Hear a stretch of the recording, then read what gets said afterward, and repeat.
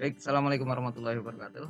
Apa kabarmu hari ini? Semoga kita semua tetap dalam kondisi sehat dan tetap semangat untuk mengikuti kegiatan pembelajaran kali ini. Ketemu lagi dengan saya. Untuk kesempatan kali ini kita di pelajaran pendidikan Pancasila dan Kewarganegaraan untuk kelas 11. Baik, silakan kalian yang belum subscribe channel ini silakan subscribe channel ini. Terima kasih. Jangan lupa awali dulu kegiatan kali ini dengan berdoa terlebih dahulu. Nah, baik. Pada kesempatan kali ini kita akan belajar bersama-sama terkait dengan tingkatan lembaga peradilan. Kalau kemarin kita sudah membahas tentang perangkatnya dan lain sebagainya.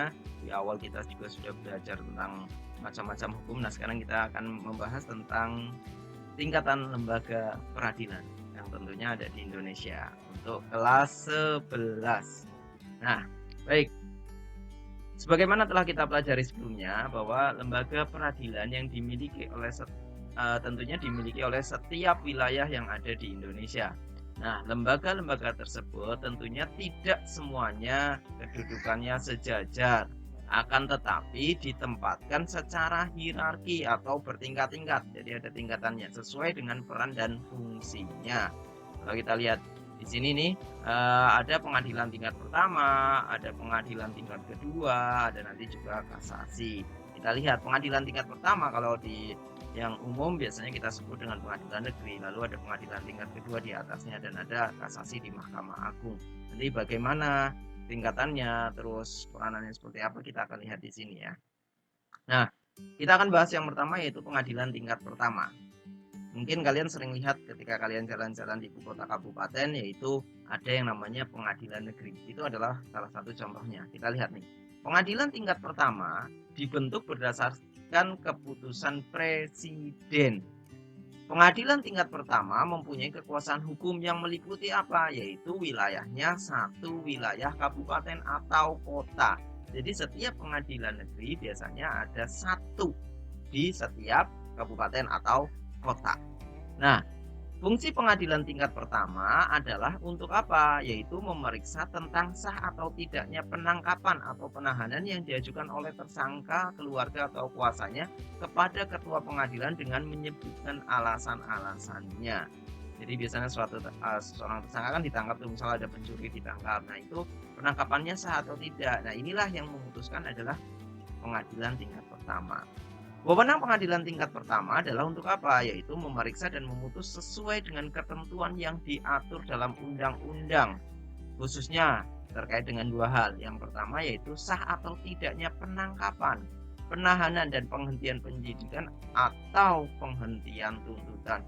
Jadi seseorang ketika ditangkap kan itu baru ditangkap saja. Misalnya ada pencuri ditangkap, itu baru ditangkap saja. Nah, yang menentukan sah atau tidak penangkapan itu adalah pengadilan negeri, pengadilan tingkat pertama ini, bukan pengadilan tingkat kedua. Yang kedua, ganti kerugian dan atau rehabilitasi bagi seseorang yang perkaranya dihentikan pada tingkat penyidikan atau tuntutan. Jadi misalkan seseorang ditangkap terus kasusnya dihentikan, kan dia mengalami kerugian. Nah, yang memutuskan ganti kerugian atau rehabilitasi ini adalah pengadilan negeri. Sekarang kita bahas yang kedua.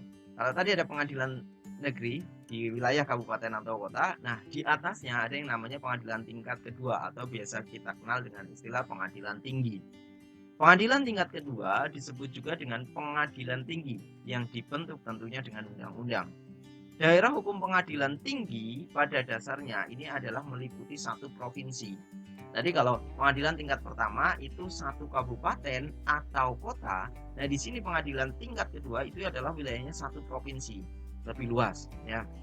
Nah, pengadilan tingkat kedua fungsinya untuk apa? Kita lihat yang pertama yaitu menjadi pimpinan bagi pengadilan-pengadilan negeri di dalam daerah hukumnya. Ya, jadi misalkan begini, tadi kan ada pengadilan negeri di setiap kabupaten atau kota. Nah, pengadilan tinggi itu menjadi pemimpin bagi pengadilan-pengadilan negeri tadi. Yang kedua, melakukan pengawasan terhadap jalannya peradilan di dalam daerah hukumnya dan menjaga supaya peradilan itu disesuaikan dengan saksama dan wajar. Jadi dia mengawasi jalannya peradilan di satu wilayah tadi, provinsi. Yang ketiga, mengawasi dan meneliti perbuatan para hakim pengadilan negeri di daerah hukumnya. Jadi dia mengawasi para hakim yang ada di pengadilan-pengadilan negeri tadi. Misal, kalau dia pengadilan tinggi di Semarang, Jawa Tengah, maka dia akan mengawasi di wilayah pengadilan negeri yang ada di Provinsi Jawa Tengah. Yang keempat, untuk kepentingan negara dan keadilan, pengadilan tinggi dapat memberi peringatan, teguran, dan petunjuk yang dipandang perlu kepada pengadilan negeri dalam daerah hukumnya. Jadi pengadilan tinggi itu jika dipandang perlu, dia dapat memberikan teguran kepada pengadilan negeri yang ada di bawahnya, yang ada di wilayahnya. Ya, kalau Jawa Tengah ya berarti wilayahnya, Jawa Barat ya berarti di wilayah Jawa Barat, tidak boleh lintas provinsi. Baik, itu pengadilan tinggi. Tadi pengadilan negeri ada di tiap kabupaten atau kota, kalau pengadilan tinggi ada di setiap provinsi. Nah, berikutnya pengadilan tinggi wewenangnya apa saja? Yang pertama yaitu mengadili perkara yang diputus oleh pengadilan negeri dalam daerah hukumnya yang dimintakan banding.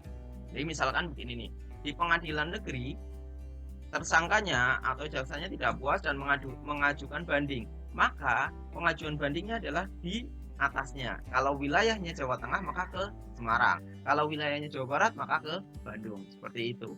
Nah, kalau ada yang minta banding maka pengadilan tinggi ini yang memutuskan. Yang kedua, berwenang untuk memerintahkan pengiriman berkas-berkas perkara dan surat-surat untuk diteliti dan memberi penilaian tentang kecakapan dan kerajinan hakim. Jadi pengadilan tinggi itu berwenang untuk apa? Memerintahkan pengiriman berkas.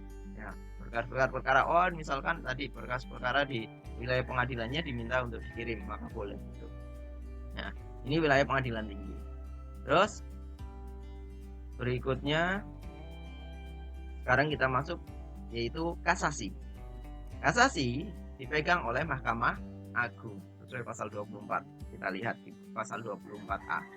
Mahkamah Agung berkedudukan sebagai puncak dari semua peradilan dan sebagai pengadilan tertinggi untuk semua lingkungan peradilan dan memberi pimpinan kepada pengadilan-pengadilan yang bersangkutan. Jadi Mahkamah Agung itu posisinya di paling atas dari semua lingkungan peradilan. Ada pengadilan negeri, militer, tata usaha negara, dan pengadilan agama. Nih ya. Mahkamah Agung merupakan salah satu pelaku kekuasaan kehakiman sebagaimana yang diatur dalam Undang-Undang Dasar Negara Indonesia tahun 1945 pasal 24. Mahkamah Agung ini diatur dalam Undang-Undang Republik Indonesia nomor 5 tahun 2004 tentang perubahan Undang-Undang nomor 14 tahun 85 tentang Mahkamah Agung, terus Undang-Undang nomor 3 tahun 2009 tentang perubahan kedua. Ini Undang-Undang nomor 14 tahun 85 tentang Mahkamah Agung. Jadi Undang-Undang pertamanya kan tahun nomor 14 tahun 85, kemudian dirubah yang pertama nomor 5 tahun 2004, terus dirubah lagi nomor 3 tahun 2009. Berdasarkan Undang-Undang ini nomor 5 tahun 2004, perangkat atau kelengkapan Mahkamah Agung terdiri atas apa saja? Pimpinan, hakim anggota, panitera, dan sekretaris. Pimpinan dan hakim anggota Mahkamah Agung adalah hakim agung, ya, hakim agung. Jadi kalau sudah dinamakan hakim di Mahkamah Agung maka disebut sebagai hakim agung. Pimpinan Mahkamah Agung terdiri atas seorang ketua, 2 orang wakil ketua, dan beberapa orang ketua muda. Wakil ketua Mahkamah Agung terdiri atas wakil ketua bidang yudisial dan wakil ketua bidang non-yudisial. Tadi ketuanya 1, wakil ketuanya ada 2. Nah, wakil ketua itu ada wakil ketua bidang yudisial dan non-yudisial. Nah, kasasi di sini. Dalam hal kasasi, ya, kasasi bukan kakasi ya. Yang menjadi wewenang Mahkamah Agung adalah membatalkan atau menyatakan tidak sah putusan hakim pengadilan tinggi karena putusan itu salah atau tidak sesuai dengan undang-undang. Hal tersebut bisa terjadi karena yang pertama, lalai memenuhi syarat-syarat yang diwajibkan oleh perundang-undangan yang mengancam kelalaian itu dengan batalnya perbuatan yang bersangkutan. Jadi keputusan pengadilan tinggi bisa dibatalkan karena ini, yang pertama, lalai memenuhi syarat-syarat yang diwajibkan perundang-undangan. Yang kedua, melampaui batas wewenang, tidak sesuai dengan wewenangnya pengadilan tinggi, maka bisa dibatalkan oleh kasasi Mahkamah Agung. Yang ketiga, salah menerapkan atau karena melanggar ketentuan hukum yang berlaku. Jadi salah menerapkan aturan hukumnya, maka bisa dibatalkan oleh kasasi.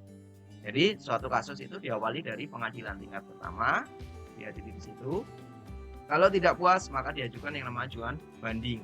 Dan banding kemana? Pengadilan tinggi. Kalau tidak puas lagi atau ada yang salah, maka diajukan yang namanya kasasi di Mahkamah Agung. Dan Mahkamah Agung ini adalah yang tertinggi di lingkungan peradilan. Baik, itu saja untuk tingkatan peradilan materi kita pada hari ini.